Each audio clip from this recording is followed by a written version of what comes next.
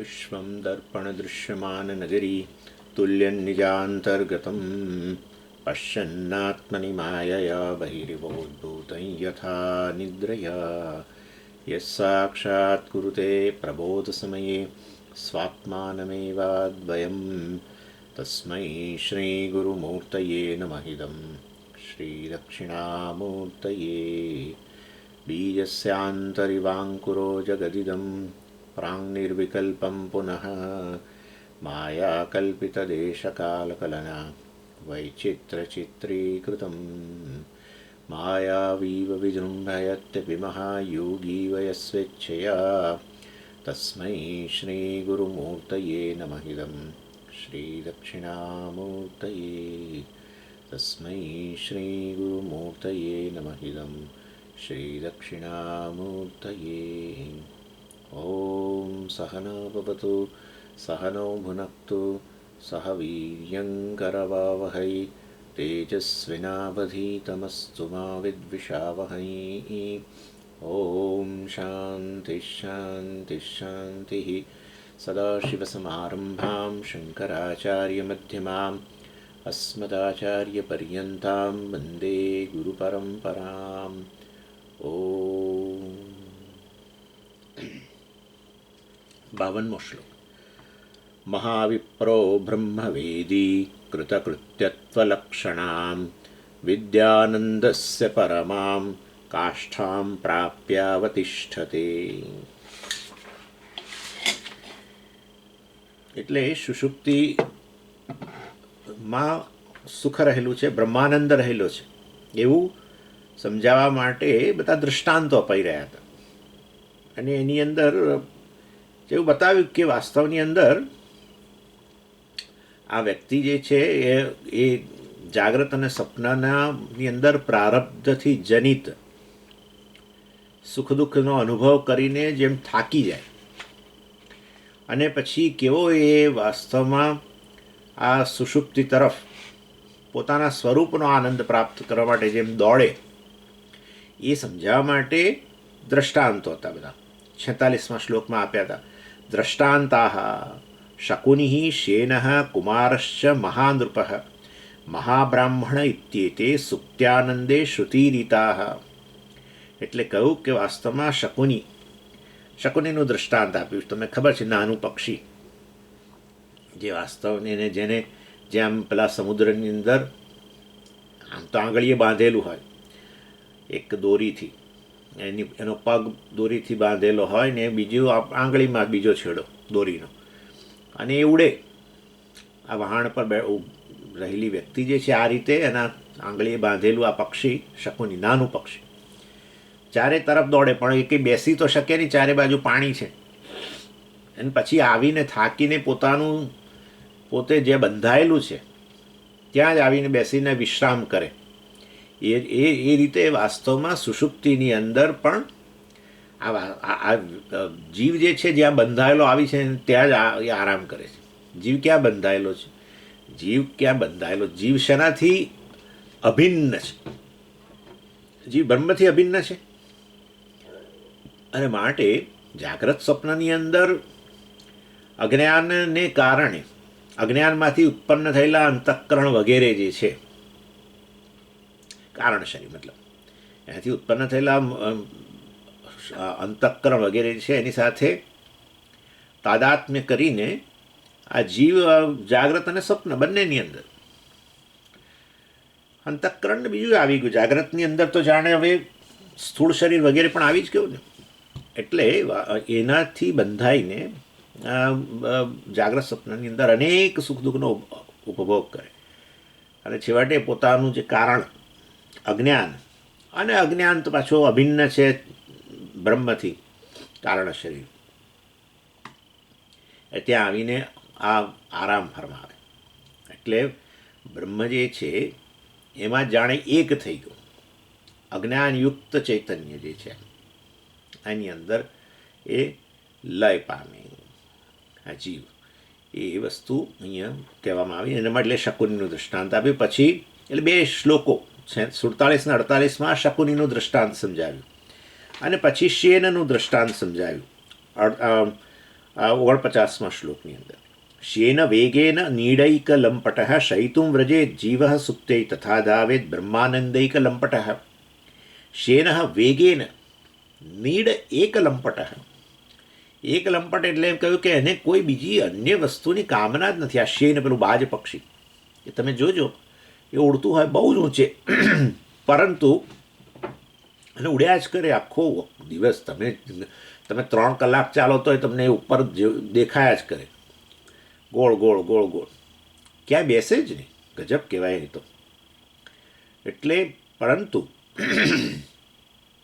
હવે તે આખો દિવસ ઉડતું રહે અને થાકે છેવટે. થાકે ત્યારે એના મનની અંદર કેવળ પોતાનો માળો જ હોય. ગમે ત્યાં બેસી શકે, ઘણી જગ્યાઓ છે, કોઈ વૃક્ષ પર જઈને બેસે ને અહીંયા બેસે ને ત્યાં બેસે, પણ નહીં. એક લંપટ એના મનમાં પોતાના માળા તરફ જવાથી અન્ય કોઈ કામના જ નથી, બીજો કોઈ ઉપભોગની કશાની કામના નથી. નીડ એક લંપટ. નીડ એટલે માળો. એક લંપટ એટલે એક જ વસ્તુમાં લંપટ, એક માત્ર ઈચ્છા છે, એને અન્ય કોઈ ચીજ વસ્તુની કામના નથી. શયિતુમ વ્રજેત, ત્યાં જઈને આરામ કરવાની, ત્યાં જઈને સહન કરવા માટે કેવું દોડ, આમાં કેવી વેગે આવે તમે જુઓ તો, ઓહો પોતાના માળા તરફ.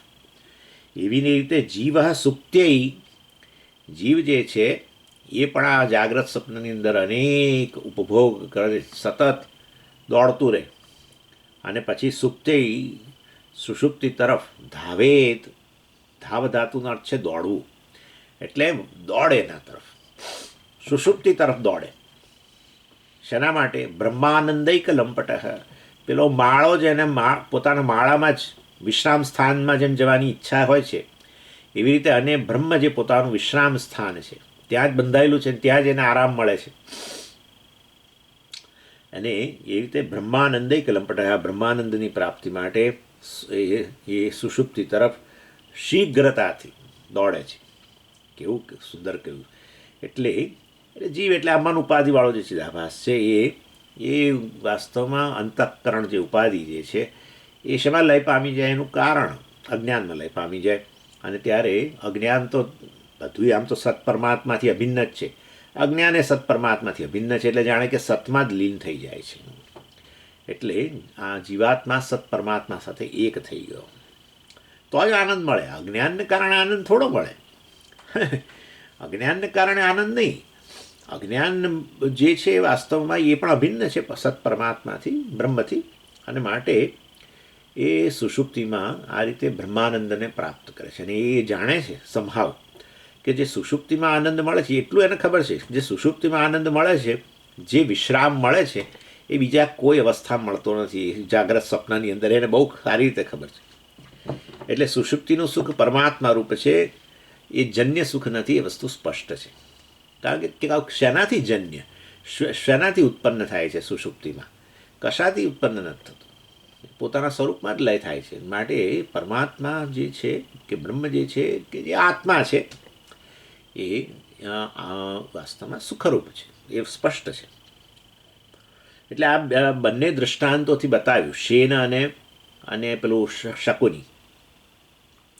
ત્યાં ચિદાભાસ છે પોતાની ઉપાધિથી રહિત, એટલે કે અંતઃકરણ ઉપાધિથી રહિત થઈને પોતાનું આશ્રય સ્થાન જે છે અજ્ઞાનથી ઢંકાયેલો બ્રહ્મ, અજ્ઞાનથી ઢંકાયેલું અજ્ઞાન સહિત અજ્ઞાન ઉપાધિવાળું બ્રહ્મ જે છે એની પ્રાપ્ત કરીને એ જ સુષુપ્તિ અવસ્થા છે, અને એમાં એને આનંદ હોય છે. અર્થાત અજ્ઞાનનો આનંદ નથી, અજ્ઞાન એ વાસ્તવમાં જે બ્રહ્મ જે છે એનો આનંદ છે. અજ્ઞાનને કારણે તો પોતે આનંદરૂપ છે એ વસ્તુ ખબર નથી પડતી એને સુષુપ્તિમાં. આનંદનો અનુભવ કરવા છતાંય હું આનંદ સ્વરૂપ છું, અત્યારે બીજું કશું છે નહીં, બીજું કશું જ નથી, દેશ નથી, કાળ નથી, મારા પ્રિય વ્યક્તિઓ બધાએ સૂતા છે, પણ કોઈની સભાનતા નથી, કોઈનું જ્ઞાન નથી, કોઈનો અનુભવ નથી. આ બધા અને બધા બીજા બધા પદાર્થો, વ્યક્તિઓ તો ખરી જ, તો કુટુંબની વ્યક્તિઓ, બધી પ્રિય વ્યક્તિઓ, આજુબાજુ દીકરો દીકરી, બધા પત્ની, બધા સૂતા જ, પણ કંઈ ખબર નથી, એ બધાનો અનુભવ નથી, તોય સુખ ઉત્પન્ન થાય છે. અનુભવજન્ય છે જ નહીં, કોઈ અનુભવ નથી કશી વસ્તુનો, નથી કોઈ દેશનો અનુભવ કે હા હું આ સ્થાનમાં છું ને કેવું સુંદર સ્થાન છે, આ તો બહુ આશ્રમ છે, બહુ સરસ છે ને, અથવા કેરાલાની ફલાણી જગ્યાએ અત્યારે સૂતો છું ને, કેવો સરસ આ સ્થાન છે, કશો કંઈ સભાનતા, કોઈ અનુભવ જ નથી. માટે જન્ય સુખ નથી. That's all. જન્ય, કશાથી જન્ય, અનુભવથી ઉત્પન્ન થાય સુખ, પણ એ તો છે નહીં અનુભવ. એટલે મતલબ તો પછી વાસ્તવમાં સ્વરૂપ સુખ જ હોય. અનુભવજન્ય ન હોય તો કશા વસ્તુનો વિષયના અનુભવ વગરનું સુખ હોય તે તો વિષયનું જ સુખ હોય. અને પછી બાલાકી બ્રાહ્મણ જે છે એમાં 2:19ની અંદર જે સુષુપ્તિના માટે બીજા 3 દ્રષ્ટાંતો, કારણ કે એ છે ને એમાં શું થયું કે 46મા શ્લોકમાં 5 દ્રષ્ટાંતો છે, એમાં 2 આ પક્ષીઓના અને બાકીના 3 દ્રષ્ટાંતો મનુષ્યના છે. કુમારશ્ચ મહાનૃપ મહાબ્રાહ્મણ. એટલે ઇતિ એતે સુપ્ત્યાનંદે શ્રુતિ ઈરિતા. શ્રુતિમાં 5 દ્રષ્ટાંતો અપાયા છે. એટલે આપણા શકુનીનું દ્રષ્ટાંત તો જોઈ જ લીધું કે શ્રુતિની અંદર છાંદોગ્યની અંદર છે, તો 682ની અંદર. શેનનું દ્રષ્ટાંત જે છે બૃહદારણ્યક ઉપનિષદની અંદર છે 4:3-19માં, એ મેં વાત કરેલી. અને હવે આ 3 મનુષ્યના દ્રષ્ટાંતો છે એ પણ શ્રુતિ ઈરિતા. એટલે બધા 5 દ્રષ્ટાંતો શ્રુતિમાં છે. એટલે એક વસ્તુને પાછા એ સમજાવે છે કે મેં જે 5 દ્રષ્ટાંતો આપ્યા તમને કે સુષુપ્તિમાં સુખ રહેલું છે, એના માટે જે તમને મેં 5 દ્રષ્ટાંતો આપ્યા એમાંથી આ શકુનીને શિયને સમજાવી દીધા. હવે આ 3 પ્રકારના મનુષ્યો જેમને આ સુખની પ્રાપ્તિ થાય છે એમના દ્રષ્ટાંતો સમજાવે છે કે સુષુપ્તિમાં સુખ ક્ષણા જેવું છે. તો કે જુઓ આ બાળક કેવો સુખમાં આનંદ, મતલબ કેવો આ મહાનૃપ, આ મહારાજા છે એ, અને પછી જે વિદ્વાન એટલે જ્ઞાની પુરુષ છે એ ત્રણેય કેવા સુખમાં છે, એ સુષુપ્તિના સુખને સમજાવવા માટે આ 3 મનુષ્યના દ્રષ્ટાંત આવે છે. એટલે હવે 3 મનુષ્યના દ્રષ્ટાંત જે છે એમાં એ કઈ શ્રુતિમાં છે, એટલે કે છે કે જો આ બાલાકી બ્રાહ્મણ જે છે, એટલે કે યાજ્ઞવલ્ક્ય બૃહદારણ્યક ઉપનિષદની અંદર બાલાકી બ્રાહ્મણ જે છે 2:19ની અંદર સુષુપ્તિ માટે 3 દ્રષ્ટાંતો અપાયા છે 3 મનુષ્યના. સયથા કુમાર વા મહારાજ વા મહાબ્રાહ્મણો વા અતિજ્ઞીનમાનંદસ્ય ગત્વા શૈતમ એવ એષ એતત શેતે. આ આરામથી સૂતો છે અને આનંદમાં છે, એ કોના સમાન છે તો કે યસ યથા કુમારો વા, કુમાર, પછી મહારાજ એટલે મહારાજા, અને મહાબ્રાહ્મણ એટલે આ જ્ઞાની. એટલે એમાં 50મા શ્લોકમાં પહેલું પછી કુમારનું દ્રષ્ટાંત આપ્યું કે જો આ કુમાર કેવો આનંદમાં છે, એવું ને એવું સુષુપ્તિમાં આનંદ હોય છે. અતિબાલ સ્તનમ પીત્વા મૃદુશય્યા ગતો હસન રાગદ્વેષાદ્ય અનુત્પત્તે આનંદૈક સ્વભાવ ભાગ. કુમાર માટે મેં તમને કહ્યું હતું કે આમ તો 5 વર્ષ સુધીનું બાળકને કુમાર કહેવાય, પરંતુ અહીંયા તો પાછું જોડે કહી દીધું અતિબાલ, એટલે એટલા મોટોની વાત ન કરી શકાય. અતિબાલ સ્તનમ પીત્વા, 5 વર્ષનું બાળક થોડું કંઈ સ્તનને પાન કરતો હોય. એટલે અહીંયા અતિબાલ કહીને કહે છે કે આ 3-4 મહિનાનું જાણે કે હોય, 3 મહિનાનું 4 મહિનાનું, તો એને ભૂખનું દુઃખ હોય. અને બહુ તો શરીરમાં ક્યાં કંઈક પેટમાં દુખતું હોય કે તો એ રડે. એનીવે, પરંતુ એને તો બસ એને ભૂખ લાગે ત્યારે આ દૂધ પીએ અને પછી બસ આનંદ, એને બીજું કંઈ નહીં જોઈએ. એટલે આ સ્તન્યપાન કરીને, માનું સ્તન્યપાન કરીને એને પેટ ભરાઈ ગયું, પછી એને પેલા મુલાયમ પેલા એના બિસ્તરા એના પર સુવાડ્યું હોય બસ. અને તો એ બિસ્તરો થોડો જેના પર સુવાડો એ થોડું કર્કશ કે એવું કંઈક હોય અને કરડે એવું હોય, ઊંચું નીચું હોય તો પાછું રડે. પણ પેટ ભરેલું હોય ને એને મુલાયમ બિસ્તરા પર સુવાડ્યું હોય તો એને કોઈ દુઃખનો અનુભવ નથી, બસ હસતું રહેતું હોય છે. એટલે કે બાળક કેવું, બીજું કોઈ એને કારણ નથી, કોઈ એનો બીજો વિષયના ઉપભોગની ઈચ્છા, રાગદ્વેષ વગેરે કશું નથી. રાગદ્વેષ હોય એટલે કે ઈચ્છા, એટલે ઈચ્છા તો શેની હોય, કોઈ વિષયોની હોય, અને પ્રાપ્ત ન થાય તો પછી રડે. પણ એવું કશું છે નહીં, એને તો પેટ ભરાઈ ગયું અને મુલાયમ બિસ્તરા પર સુવાડ્યું છે, શરીરમાં બીજું કંઈ એને કોઈ અત્યારે કોઈ દુખાવો કશું પેટમાં ખાસ તો બાળકોને પેટમાં દુખાવાનું બહુ હોય, એ એમને પાછું બોલી ના શકે એટલે રડે. ઘણીવાર માં એવું કશું ખાઈ લે ને અને પછી કે વાયુવાળી વસ્તુ, અને પછી આ બાળક સ્તન્યપાન કરે એટલે એને વાયુ થાય, એટલે પછી હું શરૂ થાય. પણ વાસ્તવની અંદર એવું કશું ના હોય. એને કોઈ રાગ દ્વેષ નથી, કોઈ વિશ્વની ઈચ્છા નથી, કોઈ પૂરી થાય ના થાય કશું નહીં, બસ એનું પેટ ભરાય એટલે બસ પતી ગયું. ભૂખનું દુઃખ એને હોય, બીજું કોઈ દુઃખ ના હોય, બીજી કોઈ ઈચ્છા ના હોય, દૂધની ઈચ્છા હોય ખાલી. સમજો? એટલે આ દ્રષ્ટાંતો વચ્ચે ભેદ છે બધો. એટલે એક રાગદ્વેષ વગેરેના અભાવની અંદર બસ આનંદ કરે છે. એટલે આપણે તો આપણું પેટ ભરેલું હોય, આપણે મોટા લોકો પેટ ભરેલું હોય ને આપણે મુલાયમ બિસ્તરા પર સૂતા હોઈએ, પણ તોય આપણા મનમાં જરાય આનંદ ના હોય, બાળકના જેવું. કારણ કે આપણને કેટલાય પદાર્થોના જે રાગદ્વેષ છે, ઈચ્છાઓ છે, એ બધી હજુ પૂરી ના થઈ હોય તો બધું વાસ્તવમાં આપણા મનની અંદર એ ગોટાળા ચાલ્યા કરતા હોય. એટલે બાળકમાં આપણામાં ભેદ આ છે, આપણું પેટ ભરેલું છે, એનું પેટ ભરેલું છે. એ મુલાયમ બિસ્તરા પર સૂતું છે, આપણે મુલાયમ બિસ્તરા પર સૂતા છીએ, પરંતુ આપણને આનંદ નથી સુવા ગયા તોય, અને એ તો આનંદમાં છે એકદમ. એટલે સરસ ઉદાહરણ આપ્યું અહીંયા. એટલે એ વાસ્તવની અંદર શ્રુતિનું આ પહેલું ઉદાહરણ કુમારનું. શેના માટે? સુષુપ્તિમાં જે આનંદ છે રાગદ્વેષના અભાવમાં, ત્યાં પણ આનંદ છે, એવી રીતે આ બાળકે પણ રાગદ્વેષના અભાવમાં આનંદમાં છે. હવે બાળક તો સ્વામીજી પણ મુગ્ધ છે, એનામાં કોઈ વિવેક નથી, એટલે એ દ્રષ્ટાંત નહીં સારું. લો વિવેકી વ્યક્તિનું ઉદાહરણ આપીએ, અને એ કેવો આનંદમાં છે અમે કહીએ તમને. પછી એટલે કોનું ઉદાહરણ આપે છે? પેલા રાજાનું ઉદાહરણ આપે છે.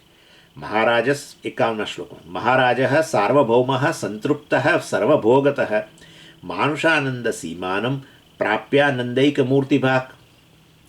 એટલે સમ્રાટ રાજા, એટલે મતલબ રાજાઓ, નાના રાજાઓ પેલા સમ્રાટને અંતર્ગત હોય, પણ જેનો કોઈ સમ્રાટ ન હોય ને પછી મહારાજા કહીએ. એટલે મહારાજા એટલે જેનું રાજ્ય ખૂબ મહાન, જેની અંદર બીજા નાના રાજ્યો અને એના રાજાઓ આવી જાય, એવો મહારાજ, એમ્પરર્સ વગેરે. એટલે સાર્વભૌમ, બોલો સાર્વભૌમ એટલે બહુ મોટું રાજ્ય. કેટલું મોટું? આખી પૃથ્વી જ લો, આખી પૃથ્વી એની જ, આખી પૃથ્વી પર એનું રાજ્ય ચાલે છે. એના નીચે બધા કેટલાય નાના રાજ્યો ને એના રાજાઓ છે. આવો મહારાજ જેનું મહાન રાજ્ય છે, સાર્વભૌમ સર્વભૂમિ જેના તાબામાં છે, એવી વ્યક્તિને સાર્વભૌમ કહેવાય. એટલે આખી પૃથ્વીનો એક રાજા છે. અને સંતૃપ્ત, એટલે આ ઉદાહરણ પણ ક્યાં છે? તમે તો બધું શ્રુતિમાં કહેતા હતા ને, તે છે જ ને પણ શ્રુતિમાં ઉદાહરણ. એ તો તમને આ તો મેં આપણે જોયું. સ યથા કુમારો વા મહારાજો વા મહાબ્રાહ્મણો વા, બાલાકી બ્રાહ્મણ ત્યાં બૃહદારણ્યક ઉપનિષદમાં. પરંતુ તૈત્તિરીયમાં પણ આ વસ્તુ કહેવાય છે. તૈત્તિરીયની અંદર કહ્યું કે આવી વ્યક્તિ જે છે, પેલું મનુષ્યના આનંદની સીમા કેટલી હોય, મેક્સિમમ મનુષ્યને કેટલો આનંદ પ્રાપ્ત થાય? તો કે જો આવો મનુષ્ય હોય એ સૌથી વધારે આનંદમાં હોય. પછી એને 1 યુનિટ કહ્યો ને એનાથી 100 ગણો આનંદ પેલા મનુષ્ય ગંધર્વ યોનિમાં હોય ને એનાથી 100 ગણો આનંદ એવી રીતે કહ્યું. તે આખી આનંદની મીમાંસા બતાવવામાં આવી તૈત્તિરીય ઉપનિષદની અંદર, બ્રહ્માનંદ વલ્લીમાં. એટલે કે આવો આ ઉપનિષદોની અંદર જે આનંદનું આવું પરિમાણ જે વગેરે બતાવવામાં આવ્યું, એમાં આ મનુષ્યનો મેક્સિમમ આનંદ આવો હોય કે જેમાં આવો એક વ્યક્તિ છે કે જેને આખી પૃથ્વી પરનું નિષ્કંટક રાજ્ય કહેવાય. નિષ્કંટક એટલે શું? કોઈ કાંટો નથી ભાઈ.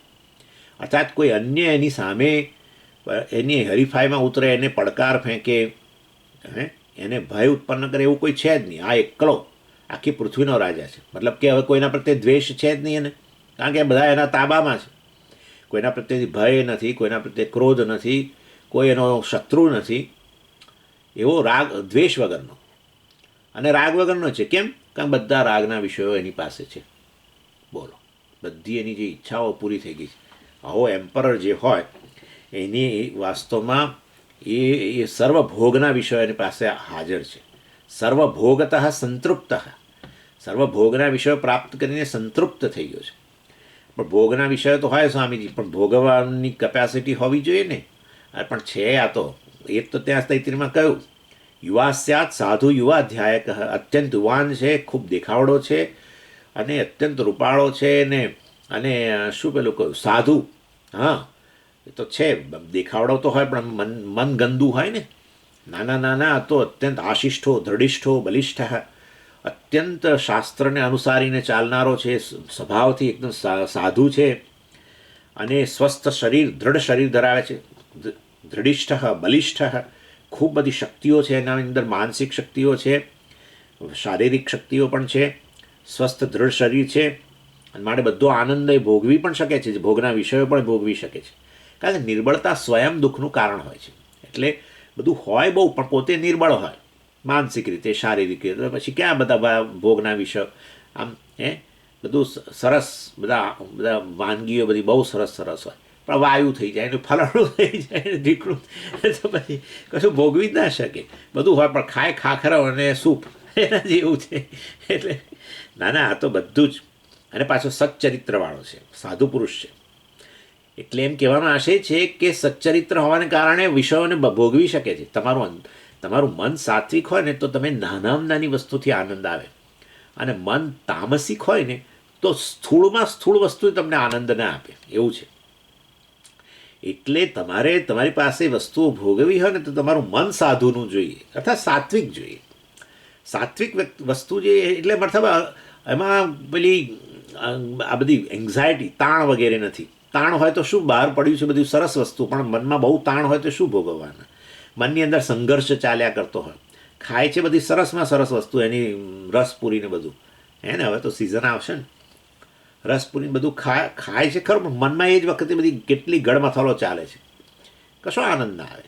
બીજા બધા એના કુટુંબના બધા લોકો છે, આનંદથી બધા બધું મજા કરે છે. એના મનમાં બધું હજારો વસ્તુ ચાલે છે, બિઝનેસની એની તેની. અર્થાત અને સંઘર્ષ ક્યારે હોય, અધર્મ હોય તો. સીધું સરળ વસ્તુ, મન છે એ વાસ્તવમાં ધાર્મિક હોય તો સ્પોન્ટેનિયસ, કારણ કે મનમાં વેલ્યુઝ ધર્મની જ છે, અને પોતે ધર્મનું અનુસરણ કરે છે. માટે એ વાસ્તવની અંદર કોઈ સંઘર્ષ નથી. સંઘર્ષ એટલે પાંડવો કૌરવો બંને મહાભારતમાં તો સંઘર્ષ થાય ને, પાંડવ ધર્મ અને કૌરવ અધર્મ, તો મહાભારત રચાય. બાકી પાંડવોનું જ રાજ્ય હોય તો ક્યાં પછી. પણ સ્વામીજી, કૌરવોનું રાજ્ય હોય ને તોય એકલા કૌરવોનું રાજ્ય નિષ્કંટક હોય તોય સંઘર્ષ ના હોય જ, તો સંઘર્ષ થાય જ. કારણ કે ધર્મ તો મનુષ્ય લઈને જન્મ્યો છે, ધર્મનું મૂલ્ય લઈને જન્મ્યો છે. બધાને મૂલ્ય છે પ્રામાણિકતાનું. એટલે આપણે ભલે ગમે એવા અપ્રમાણિક હોઈએ બિઝનેસમાં, આપણે આસપાસ આપણા ઓફિસમાં એવા માણસોને જ રાખીએ કે જે પ્રામાણિક હોય. ના ના, મને અપ્રમાણિકતા હું કરું છું, અને માટે અપ્રમાણિકતાનું મૂલ્ય છે. માટે હું તો બધા સ્વામીજી મારા ઓફિસમાં બધા મેનેજરોને બધાને મેં તો બિલકુલ ડિસઓનેસ્ટ માણસોને રાખ્યા છે. આવું હોતું છે. આપણે ગમે એટલું જુઠ્ઠું બોલીએ આ બધી વસ્તુઓ પ્રાપ્ત કરવા માટે, પણ આપણે પાછા રાખીએ એવા માણસોને, એવા સાથે જ સંબંધ રાખીએ જે આપણને સાચું કહે. જુઠ્ઠાઓ સાથે સમજી હું સંબંધ જ ના રાખું એવું કે પાછું પોતે જુઠ્ઠું બોલે સતત. અને પછી એટલે મૂલ્ય તો ધર્મનું જ છે, મૂલ્ય ધર્મનું હોય, પરંતુ આપણે આચરણ અધર્મનું કરો તો પછી તો એને કૌરવોને આપણે જ જન્મ આપ્યો ને. એક બાજુ પાંડવો તો રહેલા જ છે મનમાં, અને બીજી બાજુ કૌરવોને જન્મ આપ્યો ને પછી અંદર મહાભારતનું યુદ્ધ આપણે જ તો ઊભું કર્યું. પછી બહારની વસ્તુઓ ગમે એવી હોય તો આનંદ ના આવે, એ અધર્મથી પ્રાપ્ત કરેલી સંપત્તિનો આનંદ ના હોય. હા, એવું જ છે. એટલે હોય બહાર સંપત્તિ, બાહ્ય સંપત્તિ હોય ને અંદર આંતરિક સંપત્તિ આ બધી હોય, ધર્મ વગેરે, તો આનંદ આવે. અને તો નાનામાં નાની વસ્તુનો બહુ મોટો આનંદ આવે. મન શાંત હોય, સંઘર્ષ રહિત હોય, તાણ વગેરે ન હોય ને, તેને નાના આમ તો આપોઆપ જ આનંદ મારે. એ મન તો કશું ના હોય તો આનંદ મારે, પ્રસન્ન. ભગવાને એને પ્રસાદ કહ્યો, મન પ્રસાદ સૌમ્યત્વ વગેરે વગેરે. ભગવાને પ્રસાદ એટલે મનનો પ્રસાદ, અર્થાત આ પ્રસન્નતા હોય જ. અને પછી આ બધા વિષયો વગેરે હોય તો લક્ઝરી બની જાય એના માટે. હા, વિષયો આ વગેરે આનંદ આપતા હોય. આ તો અજ્ઞાનીની સ્થિતિ વાત કરીએ છીએ ને, એટલે વિષયોના આનંદની વાત કરવી પડે. એટલે પછી તો વિષયોના માટે લક્ઝરી બની જાય, કારણ કે ઓલરેડી આનંદમાં છે. હવે આ વિષયો આવ્યા અને બધા ભોગના વિષયો ને તો પછી તો એકદમ એનીવે. એટલે આવી વ્યક્તિ સંગીત એને બધો આનંદ હોય પાછો, કારણ કે મન સ્વસ્થ હોય ને, એટલે સંગીતનો આનંદ આવે ને એને કાવ્યનો આનંદ આવે, એને ખાલી આ બધા સ્થૂળ ભોગોનો જ આનંદ ના હોય. એટલે આવું ખાવા પીવાનું આજે બધાથી કેટલો સુધી આનંદ, સ્થૂળ સૂક્ષ્મ બધા ભોગોનો એ આનંદ લઈ શકે. માટે સંતૃપ્ત, સારી રીતે તૃપ્ત થઈ ગયેલો છે. એટલે મનુષ્ય યોનિમાં જે પ્રાપ્તવ્ય આનંદ છે સૌથી મેક્સિમમ એમ, એ બધો એને મળી ગયો છે. મનુષ્ય એટલે કહ્યું માનુષ આનંદ સીમાનમ, મનુષ્યના આનંદની સીમા જે હોય એ એને પ્રાપ્ત છે. આવો પ્રાપ્ત કરીને આનંદૈક મૂર્તિભાગ, આવી વ્યક્તિને તમે જુઓ તો તમને એમ લાગે કે આનંદની મૂર્તિ છે, એમ એવું કહ્યું. આનંદ મગ્ન રહે છે એમ કહેવાનો આશય છે. એટલે પહેલું દ્રષ્ટાંત પેલું બાળકનું આપ્યું એમાં અવિવેકી, જેનામાં રાગદ્વેષ નહોતું અને સુખી હતું. આ મહારાજા વિવેકી, જેને બધા રાગના વિષયો છે બધા પ્રાપ્ત થઈ ગયા અને એનું કોઈ વિરોધી વગેરે નથી અને માટે દ્વેષ વગેરે પણ નથી. એટલે આ રાગદ્વેષથી રહિત થઈ ગયો. એટલે આ પણ આનંદમાં મળશે. આ બંને જગ્યાએ શ્રુતિ એટલા માટે એ જ કહેવા માગે છે અકામ હતતા.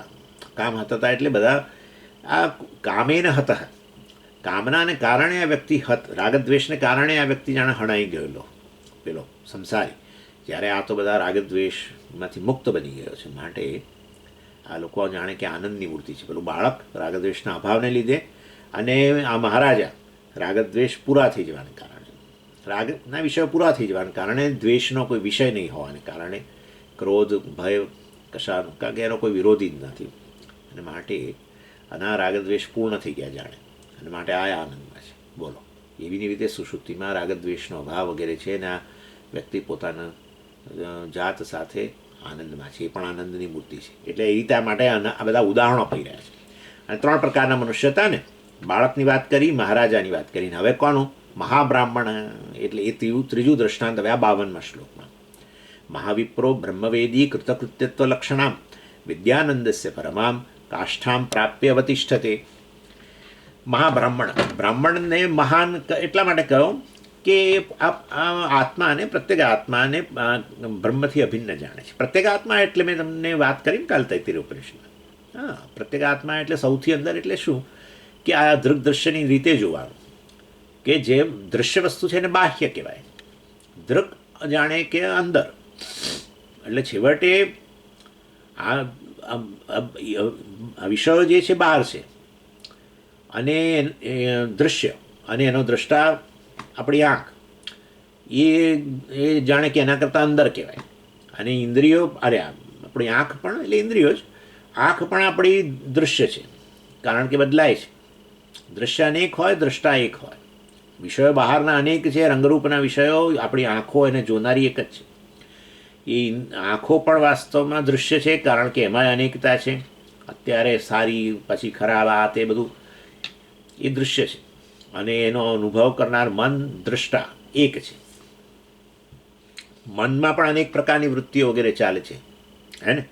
તો એ બધી દૃશ્ય છે અને એનો દ્રષ્ટા સાક્ષી એક છે. એટલે દૃશ્યની રીતે એને અંદર કહે છે, નહીં કે કોઈક અંદર રહેલો છે કોઈ જગ્યાની બધું. એટલે એ દ્રગ છેવટે સાક્ષી જે છે પ્રત્યેક આત્મા કહેવાય, સૌથી અંદર રહેલો, જે અહમના રૂપમાં છે અને જેનું જે કદી દૃશ્ય ન બની શકે. એના માટે બાકી બધું દૃશ્ય છે. મન દૃશ્ય છે, ઇન્દ્રિયો દૃશ્ય છે, બહારના વિષયો દૃશ્ય છે. એ કેવળ દૃક સ્વરૂપ છે, ચૈતન્ય સ્વરૂપ છે. એટલે એ રીતે આ અહીંયા જે પ્રત્યેક આત્મા છે એને બ્રહ્મથી અભિન્ન જાણે છે, સાક્ષી બ્રહ્મ છે એવું જે જાણે છે, એ એવો બ્રાહ્મણ જે છે એને આપણે મહાન કહો. બીજા બધા બ્રાહ્મણ ખરા. બ્રાહ્મણ એટલે આપણે કેવી કાસ્ટની વાત નથી થતી. બ્રાહ્મણ એટલે જે બ્રહ્મ જાનાતી અથવા વેદનું અધ્યયન કરનાર વૈદિકો, આપણે બધા વેદાંતિઓ પણ બધા બ્રાહ્મણ કહેવાય. અથવા જ્ઞાનને વરેલા લોકો બ્રાહ્મણ કહેવાય. જે લોકો અધ્યાપનને વરેલા હોય, જે લોકોને જ્ઞાન માટે રુચિ હોય, જેમનું અંતઃકરણ સાત્વિક હોય, એ બધાને બ્રાહ્મણ કહેવાય. એટલે ગુણની દૃષ્ટિએ, સાત્વિકતાની દૃષ્ટિએ પણ બ્રાહ્મણ કહી શકાય. અને એના કર્મ, આવું બધું અધ્યયન કરવાનું ગમે, અધ્યાપન કરવાનું ગમે, એવા એના કર્મને આધારે પણ બ્રાહ્મણ કહી શકાય. જાતિ વગેરેનો તો કોઈ પ્રશ્ન નથી. જાતિ બ્રાહ્મણ હોય પણ સ્વભાવ રાક્ષસનો હોય, આવું હોય છે જ ને. સ્વભાવથી ખરાબમાં ખરાબ કામ, અને ખરાબમાં ખરાબ કામ કરતો હોય જાતિ બ્રાહ્મણ હોય તો. એટલે એની વાત એવો વાત નથી. એની વે એટલે બ્રાહ્મણ તો બધા છે આવા અનેક, મતલબ કે આવા સાત્વિક લોકો અનેક હોય, આવું અધ્યાપનમાં રસ ધરાવનારા કરનારા પણ અનેક હોય. પરંતુ મહાબ્રાહ્મણ એટલે ખરેખર તો જેણે જાણી લીધું કે હું બ્રહ્મ છું, બ્રહ્મ જાનાતી, એને મહાબ્રાહ્મણ કહેવાય. એટલે જોડે જોડે કહી દે છે મહાવિપ્રહ બ્રહ્મવેદી. અને બ્રહ્મવેદી કહો, એને આત્મજ્ઞાન છે. અને બની શકે એવું કે ચિત્તના સંસ્કારોને કારણે વારંવાર આવું થાય ખરું કે હું બ્રહ્મથી ભિન્ન છું. આવું આવું અલગતા એનામાં દેખાય ખરી ક્યારેક પેલી વિપરીત ભાવનાને કારણે. મચ્છર પેલો કરડતો હોય તો હું મચ્છરથી ભિન્ન છું ને એવું એનો વિચાર એકદમ આવી જાય ખરો પેલા જૂના સંસ્કારોને લીધે, અને માટે એને દૂર કરવાનો પ્રયત્ન કરે ને એવું બધું કરે. પણ પછી એ પાછો ખ્યાલ આવી જાય કે હું શરીર નથી ને આ મચ્છર તો મારા આત્મ સ્વરૂપ જ છે વગેરે વગેરે. આ પ્રકારે વિચાર કરીને આ રીતે એને દ્રઢ જ્ઞાન પ્રાપ્ત થાય. પછી તો એને શરીર વગેરેમાં અહમ બુદ્ધિ ન રહે. શરીરમાં અહમ બુદ્ધિ ન રહે. શરીર તો મકાન જેવું છે ને, આપણે કહ્યું શરીરમાં આવીને નિવાસ કરે છે. એટલે જ્યાં સુધી મારું મકાન હતું ત્યાં સુધી એમાં કંઈ નુકસાન થાય ને કેવો દુઃખી થતો હતો. અને હવે આપણે જેમ મકાન વેચી દઈએ ને પછી એ મકાન જોઈ રહ્યા હોઈએ પણ ખબર છે કે હવે એ મારું નથી, તો પછી હવે એને પડી જતું હોય કે એમાં રિપેરિંગની જરૂર હોય તો પણ આપણને હવે દુઃખ નથી થતું. આપણે એકવાર મકાન વેચી દઈએ અને આપણે પછી રોડ પરથી જતા આવતા હોઈએ અને આપણે જોઈએ કે મકાન હજુ બંધ પડેલું છે, જેને વેચી દીધું કશું કરતો નથી, કશું કરતો નથી અને આ ખરાબ થઈ રહ્યું છે, અને આ વરસાદ મામાના કારણે ત્યાં કારણે પણ હવે દુઃખ નથી થતું. પેલું મારાપણું જતું રહ્યું તો દુઃખ જતું રહ્યું. એવી રીતે શરીરમાં મારાપણું હોય, હું અહમપણું હોય તો પછી શરીરમાં કંઈક રિપેરિંગની જરૂર લાગતી હોય તો આપણને દુઃખ થાય. પરંતુ વાસ્તવમાં હવે આ વેચાઈ ગયું. કોને વેચાઈ ગયું? ઈશ્વરને વેચાઈ ગયું. ઈશ્વરે લઈ લીધું. ઈશ્વર એનો માલિક છે ભાઈ, એને પાછું આપ્યું. એટલે અહમ બુદ્ધિનો ત્યાગ કર્યો. હું છું, મારું છે એમ નહીં, હું ને મારું જતું રહ્યું. સામાન્ય અહંકાર પેલો અનુભવ માટેનો હોય, સામાન્ય અહંકાર, મિથ્યા અહંકાર હોય. એટલે પેલું હજુ કે હું ચાલવા જાઉં છું, હું આમ કરું છું, એવું બધું બોલ્યા. પરંતુ હવે એને દુઃખ ન થાય. શરીર પડી જાય, આજે પડે તો એટલે જ તો શાસ્ત્રમાં કહ્યું આજે પડે કે ગઈકાલ આવતીકાલ પડતું તો આજે પડે. મતલબ આજે ભલે ને પૂરું થઈ જાય પ્રારબ્ધ. હવે એને પેલું અહમ મમપણું ન હોવાને કારણે જેમ પેલી વ્યક્તિએ મકાન વેચી દીધા પછી મકાન પડી જાય તો હવે આ વ્યક્તિને દુઃખ ના થાય, કારણ કે અહમપણું મમપણું જતું. સમજો આ વસ્તુ, શું ફેર શું પડે? મકાન તો એનું એ જ છે. પહેલાં મને દુઃખ થતું હતું એની સ્થિતિ જોઈને, અને હવે હવે મકાન તો એવું ને એવું છે તો પછી કેમ દુઃખ નથી થતું? પેલું અહમપણું મમાપણું જતું રહ્યું છે. એ અહમપણું મમપણું દુઃખનું કારણ છે. અહંકાર મમકાર. એટલે વાસ્તવની અંદર આ રીતે આવી પ્રકારની ભાવના થઈ જાય કે આ તો આ શરીર વગેરેમાં મારું નથી, એ તો પરમેશ્વર જ છે. એના માટે બધું ઈશ્વર સૃષ્ટિ હોય. હા, એને કોઈ જગ્યાએ મારાપણું એ ઈશ્વરને માલિક જાણે, એ માને નહીં, જાણે. એ જ્ઞાન છે ખરેખર તો. ઈશ્વરને માલિક માને છે. માનવાનું શું વળી? માન્યતા નથી, આ તો હકીકત છે. એ હકીકતથી એ સભાન છે. હા, પહેલાં તો અજ્ઞાનને કારણે અને અહમ કહી દીધું અને મમ કહી દીધું, મારું શરીર એમ કહેતો હતો. હવે જાણે છે કે આ તો બધું ઈશ્વરનું છે. જે કંઈ નામરૂપ દેખાય છે એ બધું ઈશ્વરનું છે. ઈશ્વર જ છે આમ તો, કારણ કે ઈશ્વર જ ઉપાદાન કારણ છે.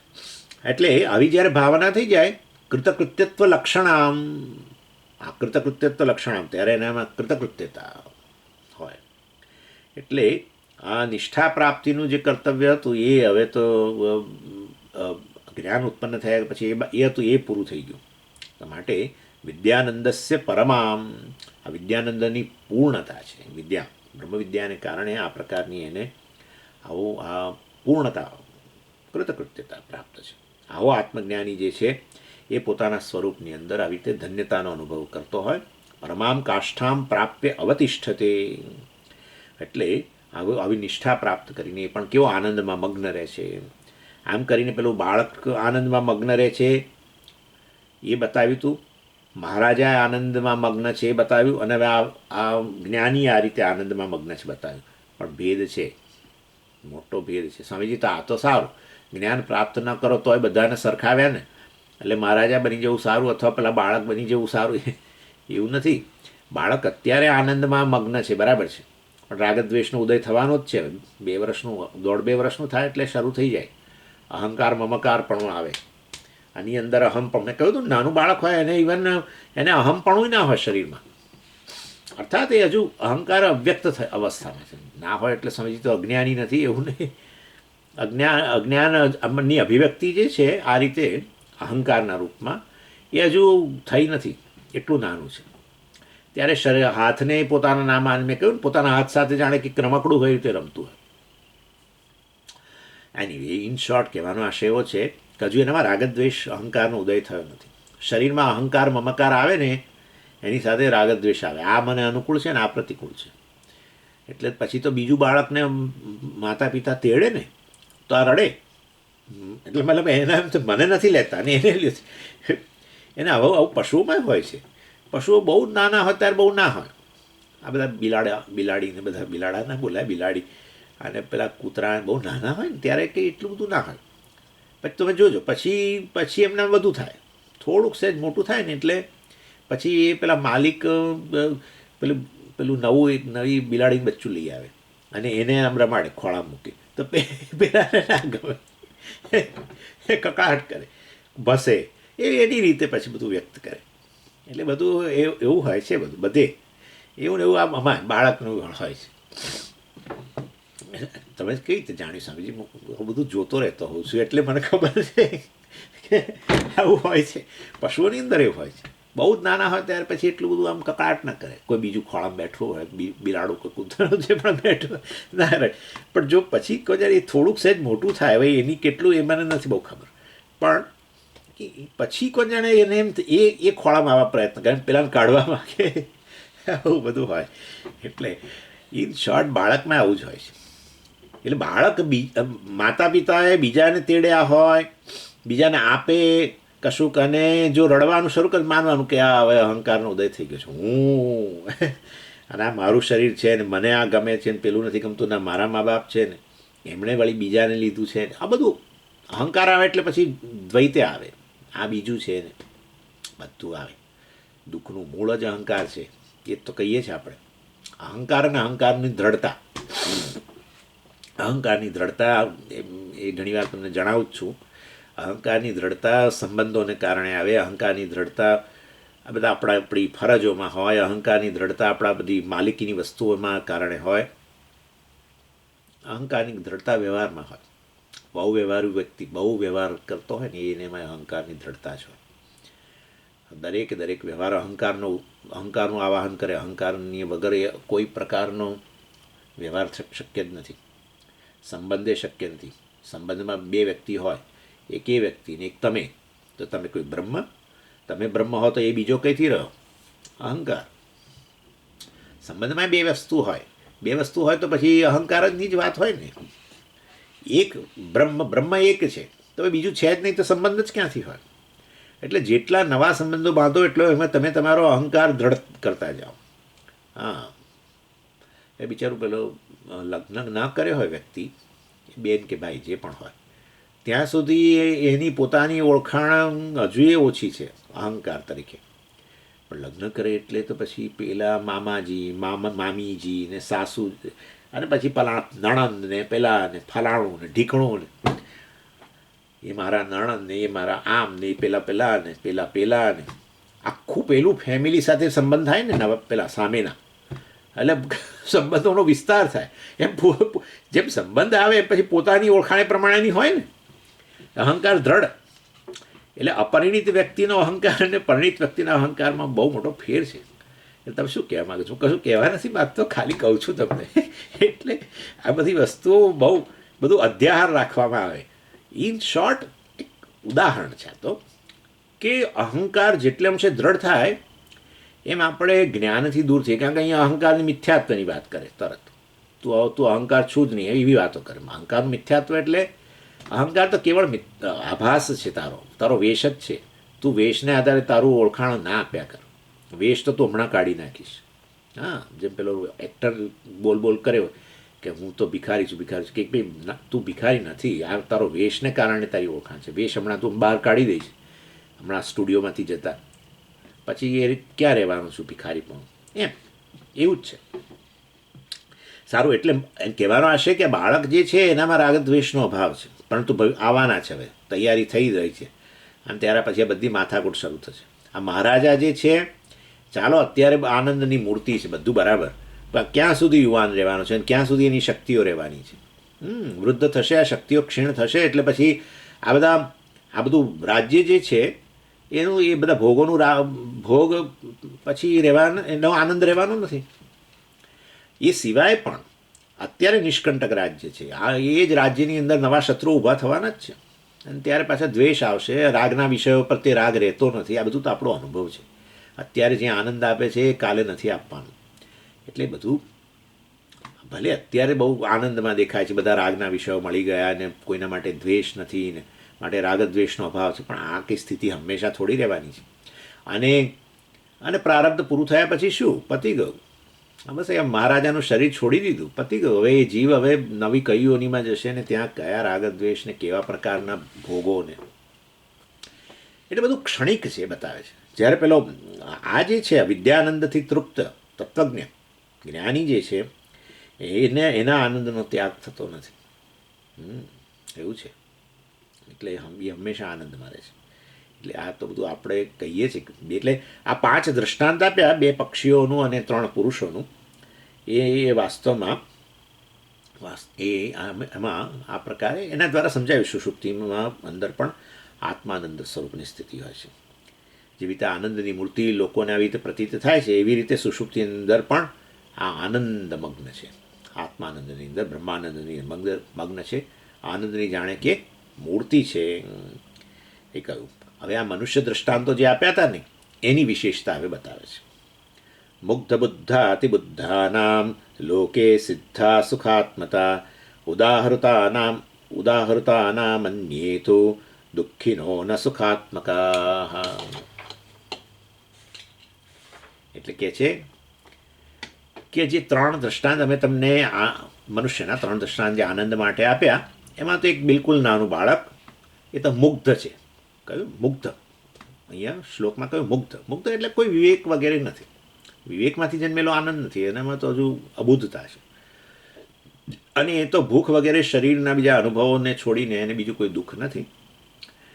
અને પછી બીજું આપ્યું બુદ્ધ. બુદ્ધ એટલે જેનામાં વિવેક છે, પેલો સમ્રાટ આપણો, અને સમ્રાટનું ગ્રહણ મતલબ એ કર્યું. આમાં આપણે જોયું કે એણે સંભવિત બધા ઈષ્ટ પદાર્થો છે એ બધા મળી ગયા છે, અને એનો કોઈ વિરોધી નથી.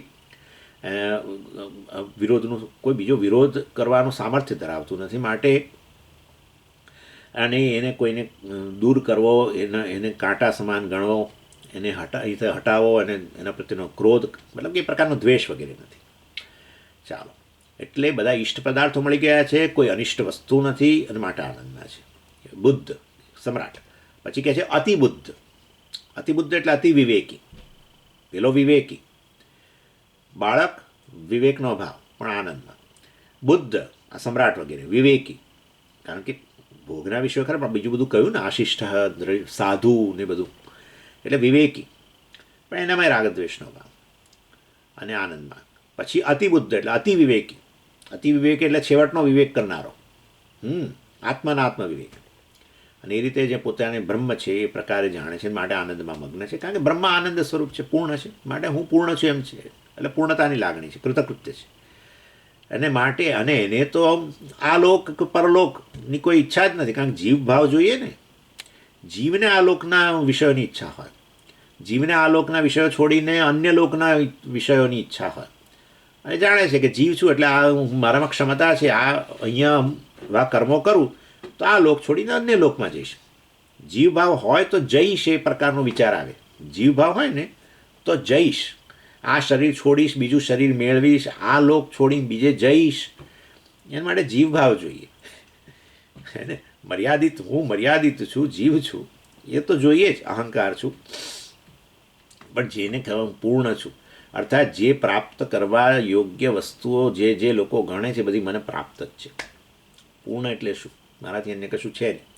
તો એને પછી આ લોક કે પરલોકની કોઈ અભિલાષા જ હોતી નથી.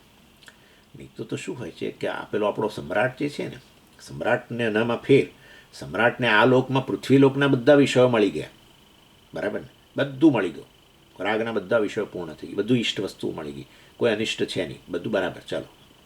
પરંતુ એને પૃથ્વીલોકથી અન્ય લોકની ઈચ્છા થાય ને, આ લોકના વિષયો ભોગવતા ભોગવતા અન્ય લોકના વિષયો ભોગવવાની ઈચ્છા થાય. એટલે તો આ બધા અશ્વમેધ યજ્ઞ કરતા હતા એ વખતે. આપણને એમ થાય કે આ બધી વસ્તુઓ ઇમ્પ્રેક્ટિકલ છે, આ કે બધું આવું જ છે. આપણને એવું હોય કે આપણે ભારતમાં રહીએ એને આ ભારતના બધા વિષયોનો જે આપણા દેશમાં મળતા વિષયોનો ઉપભોગ કરીએ, પણ એ અમેરિકામાંથી આવે ને વસ્તુ, એ વિષયોનો તો આનંદ વધારે સારો. આવું એ પરલોકની વિષયોની ઈચ્છા કહેવાય. પરલોક એટલે અમેરિકન લોક, અમેરિકા ઓકે, એ જુદો લોક, જુદો દેશ મતલબ. એટલે આ તો મનુષ્યનું રહેવાનું જ છે. આ લોકના બધા જ વિષયો મળી જાય. અમેરિકામાં લોકોને ભોગવતા તો એમને ભારતના લોક એ થાય છે એ ખરું. હો, અહીંના લોકોને ભારતના મતલબ ભારતીયોને ત્યાંના વિષયોના ઉપભોગની ઈચ્છા થાય, ત્યાંના અહીંના વિષયોના ઉપભોગની ઈચ્છા થાય. અને સમજો કે આપણને બધાએ પ્રાપ્ત છે તો આપણને થાય કે ભાઈ પરલોકના વિષયો મળે તો સારું. સંસારનો અંત જ નથી ઇન શોર્ટ. પરંતુ આ મહાબ્રાહ્મણ જે છે જાણે જે કંઈ આ લોક પરલોક બધી જ વસ્તુ, એટલે બ્રહ્મા વિષ્ણુથી માંડીને બધા જ જે છે બધું કેવળ મિથ્યા છે, ઘાસની સમાન. આ વાતનો સાક્ષાત્કાર થઈ ચૂક્યો છે. આવો સાક્ષાત્કાર એટલે આ પ્રકારનું પરોક્ષ જ્ઞાન છે. અને માટે પેલા બંને જે છે બાળક અને પેલો વિવેક રાજા, ભલે એ જે તે સમયે બાલ્યાવસ્થામાં ને આ વ્યક્તિ આ રાજા છે ત્યારે ભલે એનામાં દુઃખ નથી જણાતું, પરંતુ વાસ્તવમાં એ દુઃખ તો પછી પાછું પ્રાપ્ત થવાનું જ છે. જ્યારે આ વ્યક્તિ જે છે, જે વાસ્તવમાં આ રીતે હું બ્રહ્મ છું એવું સ્પષ્ટ, જેમ હાથમાં આંબળું છે ને કેવું સ્પષ્ટ રીતે જાણીએ છીએ એવી રીતે જાણતો હોય, એને વાસ્તવની અંદર એ હંમેશા આનંદમાં છે. રાગ દ્વેષ અત્યારે ન હોય પણ ભવિષ્યમાં આવવાના જ છે. આગળ અજ્ઞાન છે માટે. હા, પોતે હજુ જીવ છે, અહંકાર છે, માટે રાગદ્વેષ અત્યારે ભલે ન હોય. બાળકને ભલે અહંકારનો ઉદય નથી થયો, આનામાં અહંકાર છે અને વિવેકી વ્યક્તિ છે ને રાગદ્વેષ પૂરા થઈ ગયા છે રાજા. પરંતુ વાસ્તવમાં રાગદ્વેષ ઉત્પન્ન થાય એટલે પછી દુઃખ શરૂ થવાનું જ છે. રાગદ્વેષ હોય તો આનંદ ના હોય. એટલે આવી વાસ્તવની અંદર રાગદ્વેષ આવી રીતે જતા રહ્યા હોય જ્ઞાનથી. અજ્ઞાનને કારણે છે ને પછી અહંકારને કારણે રાગદ્વેષ ને વગેરે. હવે એ જ ન રહ્યું, મૂળ કારણ જ ન રહ્યું, તો પછી વ્યક્તિ હંમેશ માટે આનંદમાં રહે.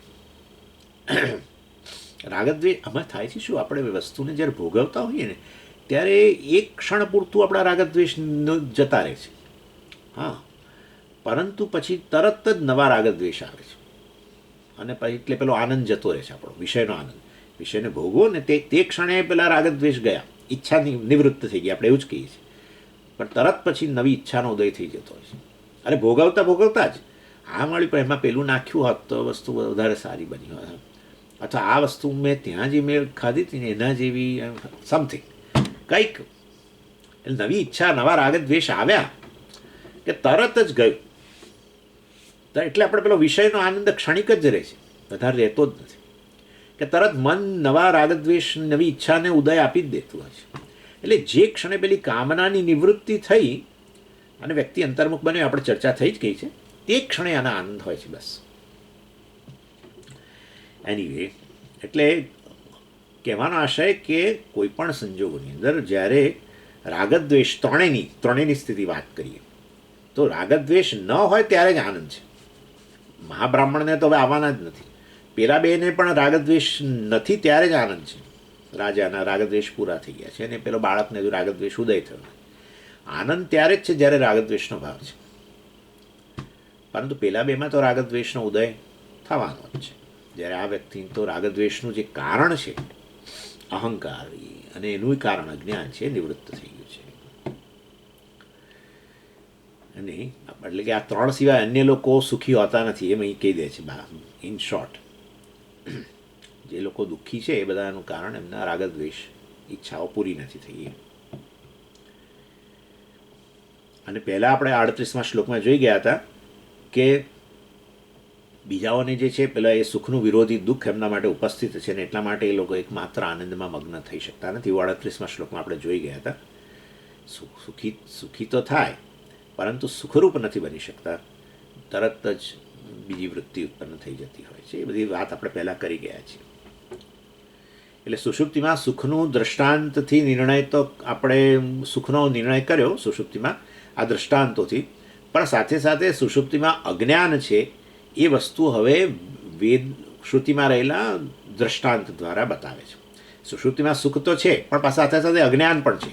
એટલે સુષુપ્તિમાં સુખ માટે બધા દ્રષ્ટાંતો આપ્યા, 2 પક્ષીઓના અને 3 મનુષ્યોના, બાળક, મહારાજા અને મહાજ્ઞાની. આપણો જ્ઞાની મતલબ મહાજ્ઞાની ને જ્ઞાની મહાબ્રાહ્મણ.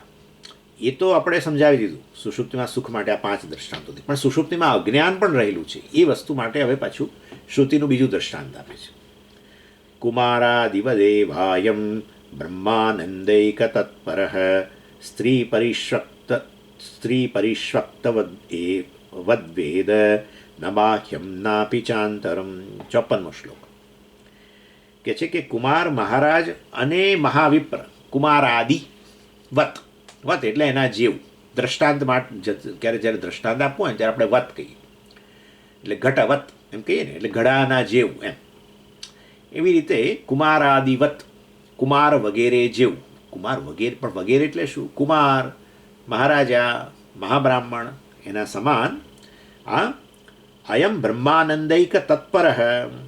આ વ્યક્તિ આ સુષુપ્તિમાં જે અયમ એટલે આ સુષુપ્ત પુરુષ આ જે સુષુપ્તિમાં ગયેલો છે એ પણ આનંદ રૂપ થઈ જાય છે, આનંદની મૂર્તિ બની જાય છે, આનંદ મગ્ન થઈ જાય છે.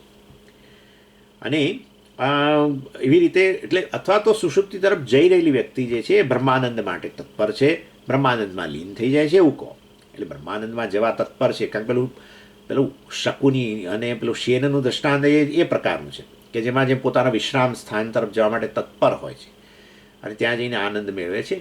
એટલે સુષુપ્તિમાં પણ એ રીતે આ વ્યક્તિ સુષુપ્તિ તરફ ધસી રહી છે. આ વ્યક્તિ જાણે કે એ શેના માટે? આ બ્રહ્માનંદ માટે. અને પછી ત્યાં પ્રાપ્ત કરીને આનંદ મગ્ન બની જાય છે, આનંદ મૂર્તિ બની જાય છે. શેના સમાન? તો કે પેલું બાળક છે, પેલું મહારાજા છે, કે આ આપણો વિદ્વાન વ્યક્તિ છે એના સમાન. એટલે આ રીતે સુષુપ્તિમાં અદ્વિતીય સ્વપ્રકાશ આનંદ સિદ્ધ થઈ ગયો. પરંતુ અજ્ઞાનતા રહેલું છે એના માટે સુષુપ્તિમાં, એના માટે શ્રુતિ દ્રષ્ટાંત આપે છે. યાજ્ઞવલ્ક્ય રાજા જે છે એ જનકને સંબોધિત કરી બૃહદારણ્યક ઉપનિષદની અંદર 4:3:21 એમાં કહે છે તદ્વા અસ્યૈતદ અતિચ્છંદા અપહત પાપમાં અભયમ રૂપમ તદ્યથા પ્રિયયા સ્ત્રિયા સંપરિષ્વક્ત ન બાહ્યમ કિંચન વેદ ન આંતરમ એવમેવ અયમ પુરુષ પ્રાજ્ઞેન આત્મના સંપરિષ્વક્ત ન બાહ્યમ કિંચન વેદ ન આંતરમ તદ્વા અસ્યૈ એતદ આપ્તકામમ આત્મકામમ અકામમ રૂપમ શોકાંતરમ. શ્રુતિ કહે દ્રષ્ટાંત આપે છે કે આનંદ છે સુષુપ્તિમાં, સાથે અજ્ઞાન છે, એના માટે દ્રષ્ટાંત આપે છે. શું કહે છે કે જે અત્યંત પેલો કામી પુરુષ જે છે એ જ્યારે સ્ત્રી સાથે એકતાનો અનુભવ કરે ત્યારે એને કોઈ બહાર ને અંદર કોઈ વસ્તુનું એને જ્ઞાન હોતું નથી. એટલે બંને મતલબ બહારની કોઈ વસ્તુનું પણ એને જ્ઞાન નથી, અંદરની કોઈ વસ્તુનું જ્ઞાન નથી. એવી ને એવી રીતે એટલે આ દ્રષ્ટાંતથી જ્ઞાન રહિતતા જે છે એ વાસ્તવમાં એ આપણને એટલે અહીંયા સ્પષ્ટ કરી રહ્યા છે કે આપણને પહેલાં એ વ્યક્તિ સુખનો અનુભવ કરે છે પરંતુ સાથે સાથે એને બહાર અંદરનું કશું બીજું જ્ઞાન નથી હોતું. એવી રીતે વાસ્તવની અંદર સુષુપ્તિમાં આનંદ તો છે પણ ત્યાંય આ રીતે બહારનું અંદરનું કશાનું જ્ઞાન હોતું નથી. સ્ત્રીની સમાન આ વ્યક્તિ પેલો ત્યાં સ્ત્રીથી આલંગિત છે ને ત્યારે સુખનો અનુભવ કરે છે પરંતુ બહાર અંદરનું જ્ઞાન નથી હોતું. એવી રીતે આ જીવ જે છે આ પુરુષ સમાન છે જે સુષુપ્તિમાં જાય ત્યારે સાક્ષાત પરમાત્માથી જાણે કે આલિંગિત થઈ જાય છે, એની સાથે એક થઈ જાય છે અને ત્યારે આનંદ તો થાય છે પરંતુ અજ્ઞાન પણ રહે છે. આવી સ્થિતિ સુષુપ્તિમાં છે. એટલે આ દ્રષ્ટાંત આ પ્રકારનું આ પુરુષનું દ્રષ્ટાંત જે સ્ત્રીથી આલંગિત હોય અને કેવા પ્રકારે આનંદ અનુભવે પણ છતાં એને અંદર બહારનું બીજું કંઈ ખબર નથી હોતી, અજ્ઞાન હોય છે, જાણે કે મતલબ કે અંદર બહારને ખબર નથી હોતી. એ પ્રકારે અહીંયા આ જીવ પણ બ્રહ્મથી આલિંગિત થઈ જાય પરમાત્માથી સુષુપ્તિની અંદર ત્યારે સુખનો અનુભવ જરૂર કરે પરંતુ એ પણ બહાર અંદરની કોઈ વસ્તુ જાણતો નથી આવતો. એ અહીંયા કહે છે. અને પછી દ્રષ્ટાંત જે છે એને વ્યક્ત કરે છે, એને વધારે સમજાવે છે. બહાર અંદરની વસ્તુ નથી રહેતી એટલે શું એમ કે એ સમજાવે છે. બાહ્યમ રથ્યાદિજમ વૃત્તમ ગૃહકાર્યમ યથાંતરમ તથા જાગરણમ બાહ્યમ નાડીસ્થસ્વપ્ન આંતર. એટલે આ પ્રસંગોમાં દ્રષ્ટાંત જે છે એમાં શરીરથી બહારની વસ્તુને બહાર બાહ્યમ અને અંદર, બહાર અને અંદર એટલે શું એમ એ કહેવાનો આશય છે. બહાર અંદરનું સુષુપ્તિમાં નથી જાણતો એટલે શું નથી જાણતો? શેને તમે બહાર કહો છો અને શેને અંદર કહો છો એમ. એટલે એ કહે છે કે શરીરની બહાર રહેલી વસ્તુઓ જે છે એને બહારની કહેવાય, બાહ્ય કહેવાય, અને શરીરની અંદર રહેલી વસ્તુ છે અંદર કહેવાય. જેમ દ્રષ્ટાંતની અંદર એ વ્યક્તિ જે છે જે સ્ત્રીથી આલંગિત છે આ કામુક વ્યક્તિ પુરુષ, એને બહારનું એટલે કે આ એ મહેલ ઓરડાની બહાર આ બધી રોડ પરની વસ્તુઓને એ બધી વસ્તુઓ નથી જાણતો. અને એવી રીતે ઘરની અંદર પડેલી વસ્તુઓ જે છે એ વસ્તુઓથી પણ એ વખતે એ સભાન નથી હોતો. એટલે એ પ્રકારે ત્યાં ગણાય દ્રષ્ટાંતમાં. અને આ રીતે વાસ્તવમાં એટલે કે દ્રષ્ટાંતની અંદર ઇન્દ્રિયો દ્વારા મન જ્યારે બહાર જાય અને બધું જોવે, બહારના રોડ આ તે બધું, એ બધી વસ્તુઓ બહાર ગણાય. એટલે કે એ જાગ્રત અવસ્થા. અને એટલે કે શરીરની બહારની વસ્તુઓ જે છે પોતાની મન ઇન્દ્રિયો દ્વારા બહાર ગયું, એટલે કે આ શરીરની પણ બહાર થયું ને એમ. એટલે એ જાગ્રત અવસ્થાનું લક્ષણ છે કે વાસ્તવની અંદર આ મન આપણું ઇન્દ્રિયો દ્વારા બહારના વિષયોમાં જાય અને જાણે, તે આપણે બહાર છે એમ કહીએ. એટલે એ જાગ્રત અવસ્થા. બહાર કયું મતલબ કે જાગ્રત અવસ્થા એમ. અને સ્વપ્નાવસ્થા એટલે શું? એ જાગ્રતમાં બહારના વિષયોનો અનુભવ કરીને એના દ્વારા જે વાસનાઓ ઉત્પન્ન થઈ, ઇમ્પ્રેશન બધી સંસ્કારો ઉત્પન્ન થયા, એના દ્વારા નાડીની અંદર એ છે ને આ વર્ણન ત્યાં બૃહદારણ્યકમાં આવે છે કે આખું સ્વપ્ન જગતનું દર્શન એ ક્યાં કરે છે? તો કે પેલી હિતા નામની નાડી, શરીરમાં બધી નાડીઓ છે. હવે એ નાડીઓનું વર્ણન એટલે આપણને કે પેલી રક્તવાહિનીઓ છે, એ રક્તવાહિનીઓ નાડીઓ નહીં, કારણ કે નાડીઓમાં પાછી બધી જુદા જુદા રંગની બતાવે છે. એટલે હવે એ પેલા એ કંઈક બીજા પ્રકારની વસ્તુઓ છે, આપણે ખબર નથી, એટલે પેલા એને કંઈક વેસલ્સ કહે છે, એ હશે જે હશે. પણ પાછું એમાં પેલું જુદા જુદા રંગની કહ્યું એટલે રક્તવાહિની ના હોય, રક્તવાહિની તો લાલ જ હોય. આ બધી નાડીઓના જુદા જુદા રંગ બતાવે છે પાછું. ચાલો, પણ એની હિતા નામની નાડીની અંદર આ આખું સ્વપ્ન જગતની રચના કરીને એનો અનુભવ કરે છે. એટલે એ અંદર થયું. એટલે અંદર એટલે મતલબ કે વાસ્તવમાં સ્વપ્ન અવસ્થા થઈ એવું થઈ ગયું ને, કારણ કે અંદર દર્શન કરે શરીરની અંદર. અને શરીરની બહાર દર્શન કેવી રીતે કરે છે? તો કે મન દ્વારા ઇન્દ્રિયો દ્વારા એ બહાર જાય અને બહારના જગતનો અનુભવ કરે. એટલે બાહ્ય એટલે જાગ્રત અવસ્થા, અંદર એટલે સ્વપ્ન અવસ્થા. બરાબર ને? હિતા નામની નાડીમાં બધું સ્વપ્ન જગત જુએ છે. એટલે એ વખતે ઇન્દ્રિયો દ્વારા એ બહાર નથી જતો. એટલે સ્વપ્ન આંતર છે એમ કહેવાય, જાગ્રત બહાર છે એમ કહેવાય. અને સુષુપ્તિમાં એવું જ છે. સુષુપ્તિની અંદર એ બહારની વસ્તુ નથી જાણતો, અંદરની વસ્તુ નથી જાણતો, અર્થાત એ જાગ્રત અવસ્થાનો અનુભવ નથી કરતો સુષુપ્ત પુરુષ, અને સ્વપ્ન અવસ્થાનો પણ અનુભવ નથી કરતો, એમ કહેવાનો આશય છે. બાહ્યન કિંચન વેદ ન આંતરમ, બહારની વસ્તુ નથી જાણતો અને અંદરની વસ્તુ નથી જાણતો, અર્થાત એ જાગ્રત અને સ્વપ્ન બંનેથી એ અત્યારે જાગ્રત અને એ વ્યક્તિ જાગ્રત અને સ્વપ્ન બંને ન રહે ત્યારે જ આ વાસ્તવમાં સુષુપ્તિ આવતી હોય છે. એ વસ્તુનો અહીંયા નિર્દેશ કરવામાં આવે છે. એટલે કે બહારને અંદરનું કશી વસ્તુ જાણતો નથી. એટલે આ પ્રાજ્ઞ જે છે, જે સુષુપ્તિ અભિમાની, કારણ શરીર અભિમાની, અજ્ઞાન ઉપાધિ ધરાવનારો, એ વાસ્તવમાં પોતાના આત્મ સ્વરૂપ અર્થાત પરમાત્મા સ્વરૂપ જે છે એની સાથે આલિંગિત થઈને એ જાગ્રત કે સ્વપ્ન બંનેમાંની કોઈ વસ્તુઓને જાણતો નથી. આ કહેવાનો અહીંયા આશય છે. એટલે પોતાના વાસ્તવિક સ્વરૂપ સત્ય સ્વરૂપથી જાણે ઘેરાયેલો છે, પરંતુ સાથે સાથે અજ્ઞાન પણ રહેલું છે.